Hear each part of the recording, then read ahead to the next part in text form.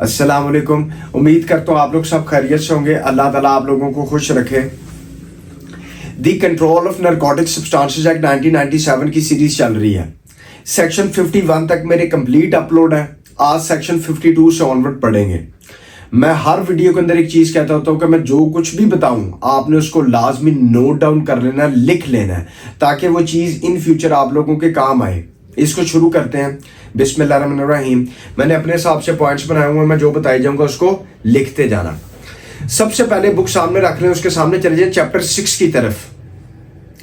Chapter 6 deal करता है treatment and rehabilitation of addicts, कि जो मंशियात में मुब्तला लोग होते हैं जिनको हम एडिक्ट्स कहते हैं, नरकोटिक्स में मुब्तला होते हैं, मंशियात में मुब्तला होते हैं, उनकी ट्रीटमेंट के वाले से ये चैप्टर डील करता है और उनकी रिहेबिलिटेशन के बारे में ये चैप्टर डील करता है। सबसे पहले सेक्शन 52 की तरफ चले जाएं। सेक्शन 52 कहता है कि registration of addicts.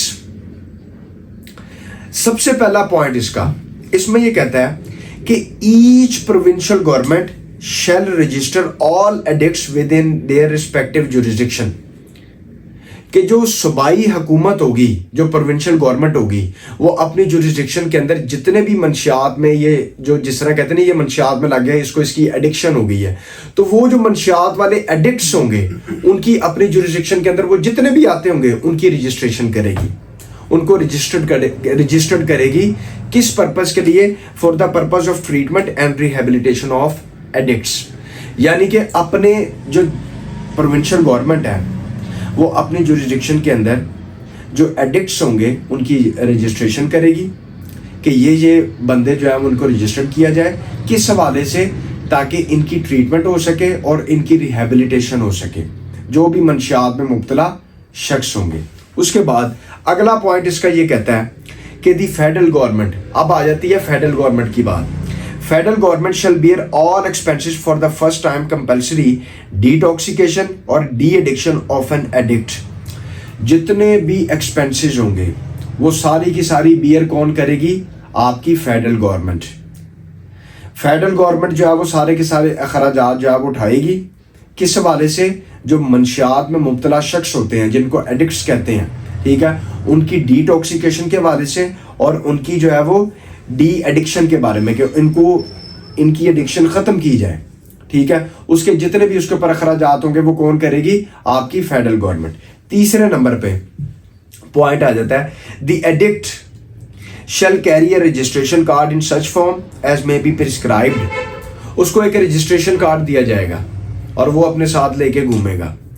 And produce it to any public authority on demand. अगर कोई उससे कोई भी पब्लिक अथॉरिटी या कोई सरकारी अफसर या कोई भी पब्लिक अथॉरिटी उससे डिमांड करती है कि हमें दिखाएं, वो दिखाएं आपके पास ये रजिस्ट्रेशन कार्ड है, तो वो उनको ऑन डिमांड पे दिखा सकते हैं और वो उन्हें दिखाएंगे।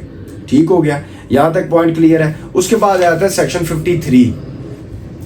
सेक्शन 53 ये कहता है कि the powers of the government to establish centres for treatment of addicts, कि उनके सेंटर्स एस्टेब्लिश किए जाएंगे। किसके हवाले से? एडिक्ट्स की ट्रीटमेंट के हवाले से। इसके अंदर पॉइंट ये कहता है कि दी प्रोविंशियल गवर्नमेंट, अब यहाँ पे किसकी बात हो रही है? प्रोविंशियल गवर्नमेंट की, सूबाई हुकूमत की, सूबाई गवर्नमेंट की। The provincial government shall establish as many centres as may be deemed necessary. Provincial government जो है वो सेंटर्स बनाएगी जितने भी उसको मुनासिब लगेंगे, जितने भी उसको ज़रूरी लगेंगे। किस हवाले से? फॉर डिटॉक्सिकेशन के हवाले से, फॉर डी एडिक्शन के हवाले से, एजुकेशन के हवाले से, आफ्टर केयर के हवाले से, रिहेबिलिटेशन के हवाले से, सोशल इंटीग्रेशन के हवाले से। किसकी? एडिक्ट्स की। जो मंशियात में मुब्तला शख्स होंगे उनकी डिटॉक्सिकेशन, उनकी एजुकेशन, उनकी केयर, उनकी हर मुमकिन जो भी जिससे वो सही हो सकें, ठीक है, जो उनकी वेलफेयर के लिए बेहतरीन चीज़ें हों, ठीक है, वो कौन एस्टेब्लिश करेगी? सेंटर्स, आपकी प्रोविंशियल गवर्नमेंट, ठीक है। And for supply such medicines as are considered necessary for detoxification of the addicts.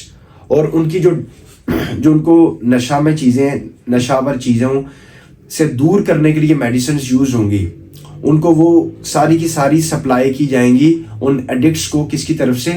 Provincial government की तरफ से। यहां तक कंसेप्ट क्लियर है। उसके बाद अगला आया था चैप्टर 7।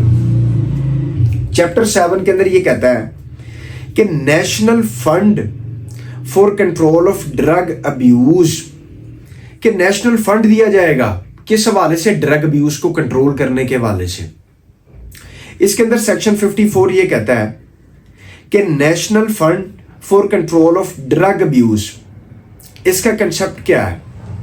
इसका कंसेप्ट ये कहता है कि मींस, अब इसका पॉइंट नोट करना, मींस नेशनल फंड बनाया जाएगा for control of drug abuse.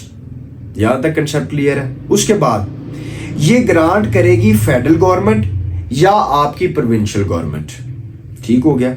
उसके बाद अगला पॉइंट, लेकिन अगर प्राइवेट पर्सन और एनजीओ भी नेशनल फंड देना चाहें उसको ड्रग को कंट्रोल करने के लिए, तो वो भी दे सकते हैं।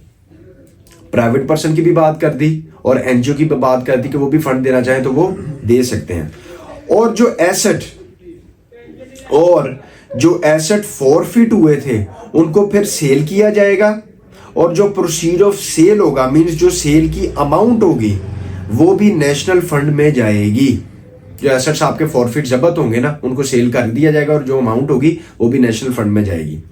उसके बाद अगला पॉइंट कहते हैं, ताकि इस फंड से जो नरकोटिक्स के आदी अफराद हैं उनका ट्रीटमेंट किया जा सके, ताकि जो मंशियात में मुब्तला जो शख्स होते हैं, अशखास होते हैं, इनका ट्रीटमेंट मुमकिन हो सके, किया जा सके। उसके बाद सेक्शन 55 की तरफ चले जाएं।